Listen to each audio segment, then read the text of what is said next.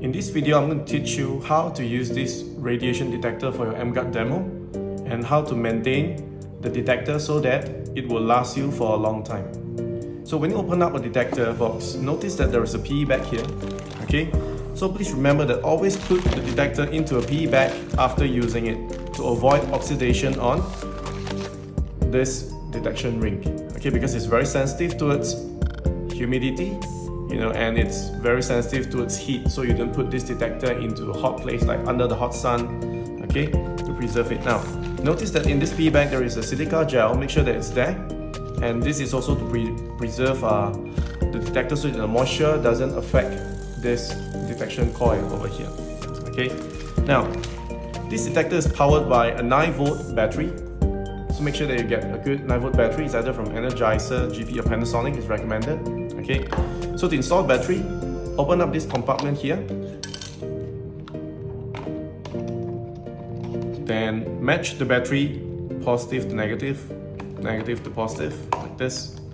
Slide it in, then you are good to go. Now, notice that in this detector, you actually have a 1-dot setting and a 2-dot setting. So I'll explain to you the 1-dot setting first. When you switch the detector to a 1-dot setting, it's basically measuring a very low frequency of radiation ranging from 50 to 60 Hz of power frequency. Now when you switch the detector to a 2-dot, meaning it's actually detecting high frequency, anything between 3 MHz to 1 GHz of frequency. Now, let me perform a demonstration to show you how we detect the radiation using a 1-dot. So when you turn on the 1-dot, this is basically to detect power source from a power supply from a multiple socket like this. Okay. However, if you try to detect radiation from a cell phone, it is not possible because a cell phone's radiation is operating on a higher frequency. It's beyond 50 Hz to 60 Hz. So you cannot do it on a cell phone, but you can only do it on a power source like this, 50 to 60 Hz. Okay, now if I were to switch the detector to 2-dot, now the detector is actually measuring any frequencies between 3 MHz to 1 GHz. So however, when I put this on the multiple socket, you cannot detect the radiation because a multiple socket is only operating on a very low frequency, between 50 to 60 Hz. But when you try to detect this on the phone, now the detector is picking up reading more than 2000 microwatts.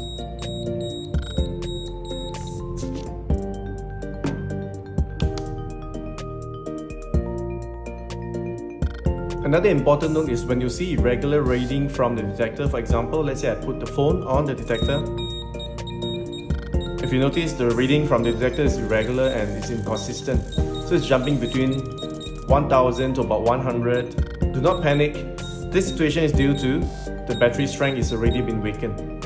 So all you need to do is change to a new battery.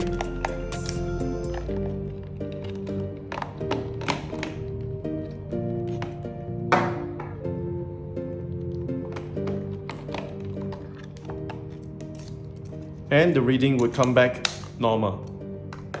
So I'm going to put back the same phone on the ring, and now with the screen on, the microwatts for this reading it's more than 2000 microwatts. Okay. So now, when it comes to this display screen here, the LCD, the digit here represents the radiation power density reading, measuring in microwatt. So this detector is able to measure anything from 1 microwatt per centimeter square all the way up to a maximum of 1999 microwatts per centimeter square.